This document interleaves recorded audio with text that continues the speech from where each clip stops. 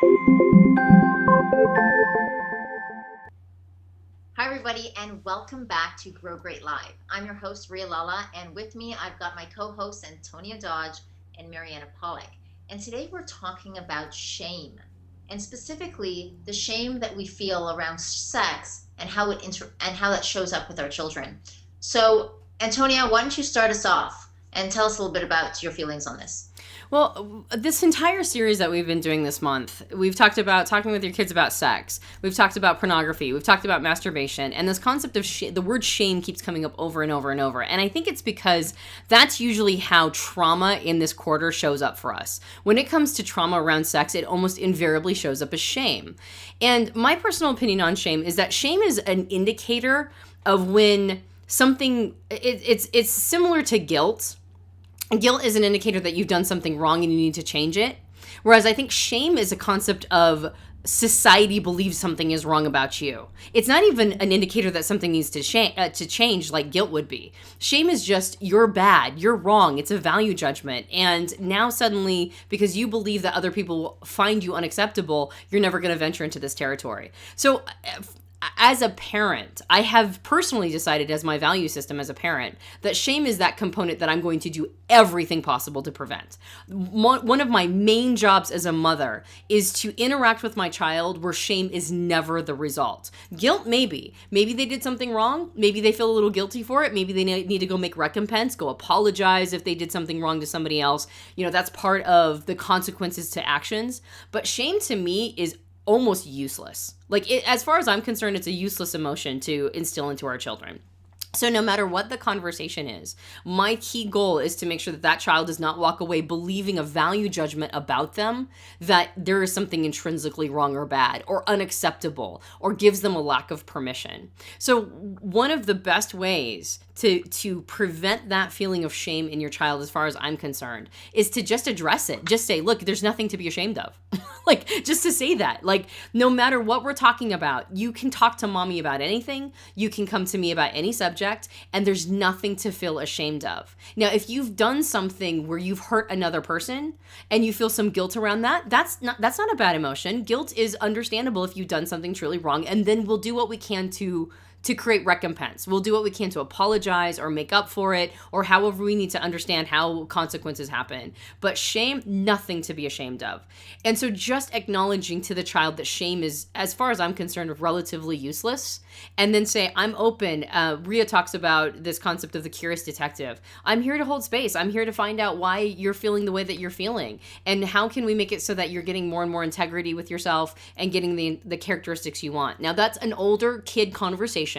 I've got a 2.5-year-old. One of the things I do with my kid is I don't try to make her feel like she's bad. Like, you're bad for doing that, Piper. Never would say that. And as they get older, we can start talking about it in more of a meta perspective. We can start looking at shame itself and trying to figure out what shame is and why somebody would feel it. If you hit it head on, if you addressed it before it comes up, now we have a tool for being able to deal with the situation in the context. So having a conversation with your kid around what shame is, whether or not something that they need to be feeling, whether or not being ashamed is something that they ever need to experience, when you get to the moment of talking about porn or masturbation or sex or whatever that dialogue is, they'll have already understand that shame is not something they need to bring into the conversation. Mm-hmm. Well said. Yeah, it seems to...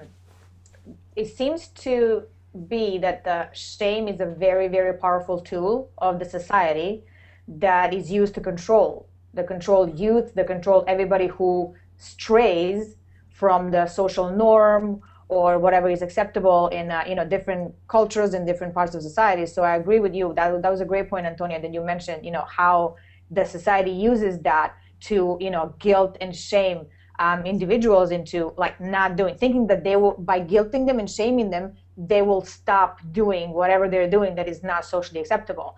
And that specifically around sex and from the female perspective is that if I shame my daughter about her body parts and about her body in general, then she will be very subdued. She will dress very conservatively. She will not be going around, flowing in her own feminine. She will be prepared to be a good wife to her husband and somebody who's not showing off too much and not bringing too much attention to herself. you know, a big part of it is me also was growing up that, you know, you should not bring up, you know, too much attention to yourself by, you know, a man or a masculine. Only for us to, you know, grow up and now be married and have a husband who will, if we're openly expressing our sexual desires and just being open to who we are, our husband is somehow going to think that we are a slut or that we are way too open, or, you know, it will be a very, very, very shameful experience, which is totally opposite of it, because my husband wants me to be open. He wants me to express myself in any way possible, and there is absolutely no shame about it.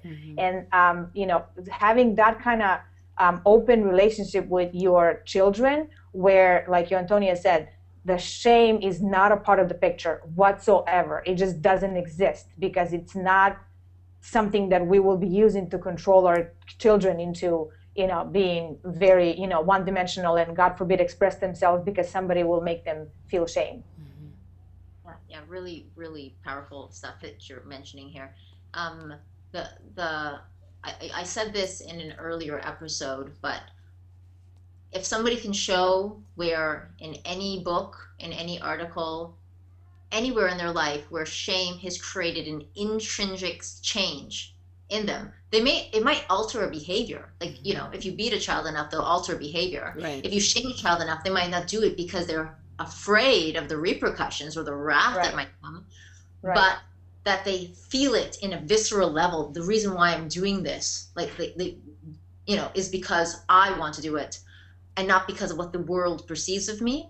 If they can show me anywhere where it's been proven that shame works, on that level, right, then I will tip my hat to that. But since I haven't ever seen that, and I haven't ever seen anything, because I've got my things that I'm constantly working on, and I have been at one moment in my time, probably as I've been on my journey of self-development, where I'm using my own version of, you know, kind of beat myself down, and you need to change it, and there you go again. And I've noticed that has never created the outcome, and it doesn't even feel beautiful. It doesn't feel like something that I'm in resonance with.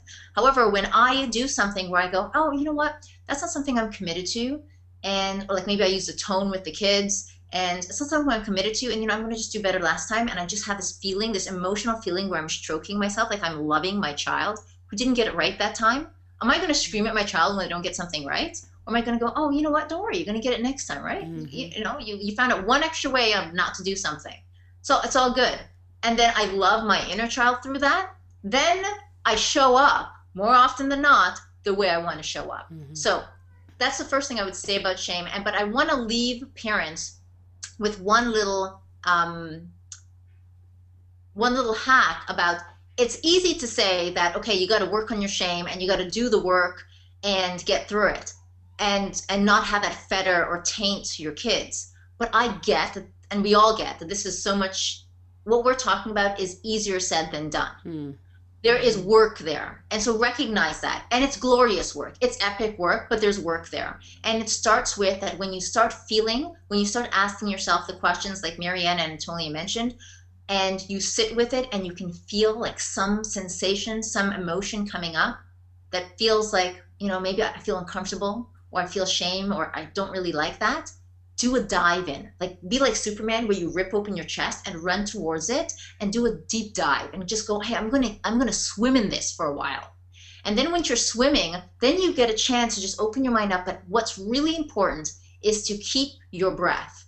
Stick with, you know, stay with your breath and ground yourself. Find out what techniques work. It's too long to explain that in this episode, and we will definitely cover this, all of our different grounding exercises in another episode, but find your way to ground. Some people do it through yoga, some people do it through dance, some people do it through exercise, but find your way to ground and calm your system, calm your animal down, so that at least you can think clearly about the situation and not add any more, some things that you just don't want to add to the mix. So again, another really great topic. Love hearing about everyone's perspectives. And I know you have your perspectives of your own. So definitely write into Grow Great Live and send in some comments. Like, maybe you have completely differing view. We are not the end all be all on this. We'd love to hear your ideas. and tell us that we think you're wrong, or tell us what you liked about it. So send that into Grow Great Live. We'd love to hear back from you. And who knows, maybe we'll showcase your email in a future episode. Thanks for watching, and we'll see you next time.